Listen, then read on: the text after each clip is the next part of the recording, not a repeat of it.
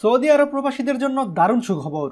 মধ্যপ্রাচ্যের অন্যতম প্রভাবশালী দেশ সৌদি আরবে জ্বালানি শিল্প ও খনিজ বিষয়ক মন্ত্রী ইঞ্জিনিয়ার খালিদ আল ফালিহ বলেছেন, সে দেশের বাদশাহ সালমান কমপ্লেক্সে এখন পর্যন্ত ৬০ বিলিয়নের বেশি রিয়াল বিনিয়োগ হয়েছে।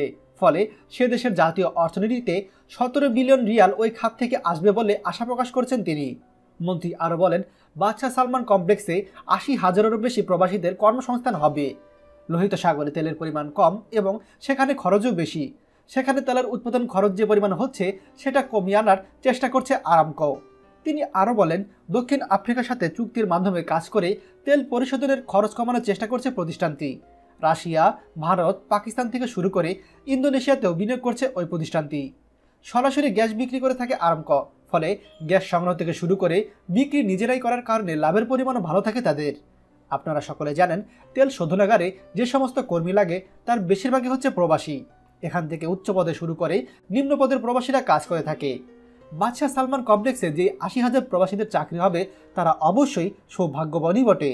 কারণ বর্তমান পরিস্থিতিতে যেখানে সৌদি আরবের প্রবাসীদের একের পর এক সেক্টর থেকে চাকরি চলে যাচ্ছে, সেই হিসেবে নতুন একটি দারুণ সেক্টরে কাজের সুযোগ প্রবাসীদের জন্য যেন সুখের বার্তাই বয়ে আনবে।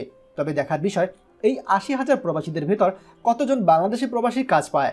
সৌদি সরকার হতে গৃহীত নতুন এই পদক্ষেপে কবে কোথায় নিয়োগ শুরু হবে এবং কারা কারা এখানে চাকরি করতে পারবে সে বিষয়ে আমি অনুসন্ধান শুরু করেছি। বিস্তারিত তথ্য হাতে পেলে আপনাদের জন্য নতুন করে আরেকটি ভিডিও বানাবো। আশা করি সে পর্যন্ত আপনারা আমার সাথেই থাকবেন।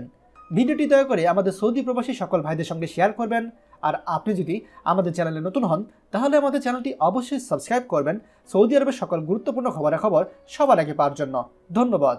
বাংলাদেশের প্রথম প্রবাসী নির্ভর ভেরিফাইড ইউটিউব চ্যানেল TJN24। তাই দেরি কিসের, এখনই আমাদেরকে সাবস্ক্রাইব করুন। সাবস্ক্রাইব করতে সাবস্ক্রাইব আইকনে ক্লিক করুন এবং বেল আইকনটি চাপুন, যাতে আমাদের কোনো নতুন ভিডিও আপনি মিস না করুন।